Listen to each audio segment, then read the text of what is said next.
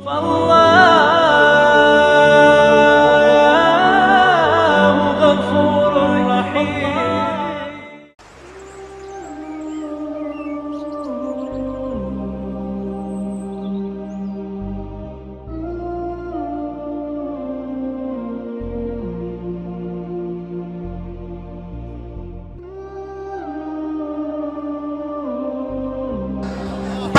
hijrahnya Nabi? Kamu pikir Nabi hijrah itu enak? Tidak. Nabi hijrah dengan perjuangan, dengan pengorbanan, kecapean, berdarah, kepanasan, kehujanan. Beliau hijrah dari Makkah ke Madinah berhari-hari. Untuk apa? Untuk menyelamatkan Islam. Para sahabat berjuang, para sahabat berkorban. Sayyidina Ali bin Abi Thalib, apa kata beliau? Ya Rasulullah, biarkan aku yang menggantikan posisimu, sebab orang kafir Quraisy pasti mereka ingin membunuhmu. Biar aku tidur di atas kasurmu untuk mengelabuhi mereka. Engkau pergi bersama Abu Bakar. Pergi Rasulullah bersama Sayyidina Abu Bakar. Sayyidina Ali tidur di tempat tidur yang biasa ditiduri oleh Nabi Muhammad. Beliau tutup pakai selimut. Datang orang kafir Quraisy, tetapi subhanallah, Allah gerakkan tangan kotor mereka untuk membuka itu selimut. Andaikan itu selimut gak mereka buka, langsung main bacok, maka pasti mati Sayyidina Ali bin Abi Thalib. Allah gerakkan tangan kotor mereka. Ketika mereka bergerak, dibuka mau dipotong, kaget, ternyata bukan Rasul, ternyata Sayyidina Ali bin Abi Thalib. Sayyidina Ali mengorbankan jiwanya, nyawanya, tidur di tempat tidurnya Nabi. Agar apa? Agar Nabi Muhammad selamat ketika hijrah. Bagaimana perjuangan, pengorbanan Sayyidina Abu Bakar As-Siddiq menemani Rasulullah ketika mau masuk dalam Gua Thur. Apa jawab? Apa kata Sayyidina Abu Bakar? Ya Rasulullah, kamu jangan dulu masuk, biar saya yang lebih dulu masuk.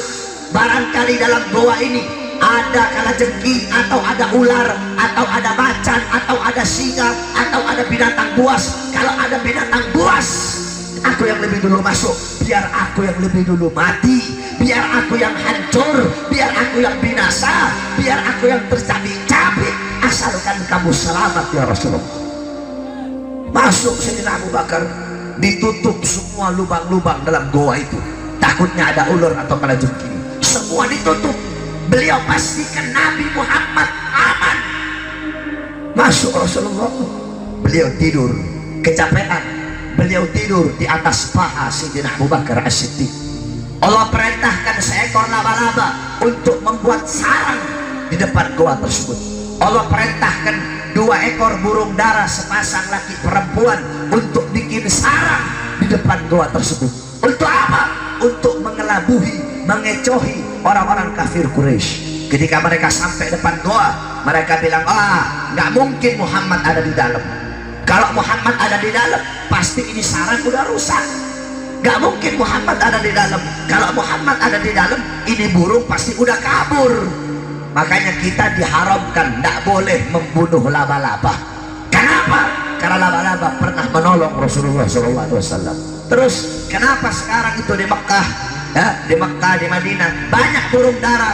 Menurut para ulama, burung dara yang ada di sana sekarang itu adalah keturunan anak cucunya daripada kedua burung dara yang pernah membuat sarang untuk menolong baginda Nabi besar Muhammad. Singkat cerita, Rasulullah tidur di paha Sayyidina Abu Bakar As-Siddiq. Ternyata ada satu lubang yang belum tertutup. Tiba-tiba dari itu lubang keluar ular. Ulama beda pendapat, ada yang bilang ular, ada yang bilang kalajengking. Intinya makhluk yang berbisa, binatang berbisa. Keluar ini binatang, dipatok kakinya Sayyidina Abu Bakar, maka menyebar, racunnya nyebar. Ketika racunnya nyebar, Sayyidina Abu Bakar merasa sakit yang luar biasa, tapi beliau tidak bergerak, beliau tidak teriak, diam, ditahan rasa sakitnya. Kenapa? Karena beliau tahu ada makhluk paling mulia yang sedang tertidur di atas pahanya. Ditahan rasa sakitnya, nggak teriak, nggak gerak, saking udah nggak kuat dengan racun dan bisanya.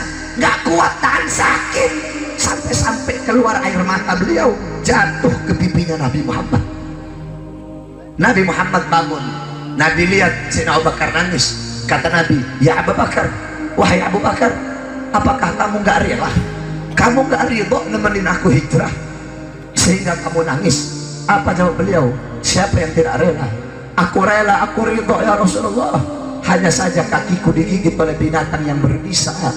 Tapi aku tidak teriak, aku tidak bergerak. Aku takut kalau aku bergerak, kalau aku teriak bisa membangunkanmu ya Rasulullah. Karena aku tahu engkau dalam keadaan capek ya Rasulullah, engkau dalam keadaan lelah ya Rasulullah. Ya. Akhirnya Nabi ludah, Nabi usapkan mulutnya, ludahnya di tempat yang kena racun itu, sehingga sembuhlah Sayyidina Abu Bakar As-Siddiq. Perjuangannya untuk hijrah luar biasa. Sayyidatuna Asma binti Abi Bakar dalam keadaan hamil, lagi hamil tua, hamil 9 bulan, lagi hamil Abdullah waktu itu. Beliau Sayyidatuna Asma punya suami namanya Zubair ibn Awwam. Nah, dari anak itu beliau mengandung 9 bulan, lahir anak Abdullah ibn Zubair ibn Awwam. Nah, waktu lagi ngandung itu beliau ingin membawakan makanan untuk Nabi Muhammad yang ada dalam gua. Beliau orang kan kalau 9 bulan perutnya besar, dia ikat makanannya itu di perut. Ini makanan diikat di perut, ternyata selendangnya nggak muat karena besar perutnya. Akhirnya selendangnya dirobek jadi 2, disambung jadi panjang, baru beliau ikat itu makanan.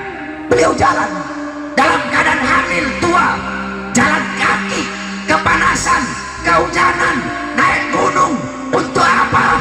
Untuk membawakan makanan untuk Nabi Muhammad. Perjuangan para sahabat luar biasa.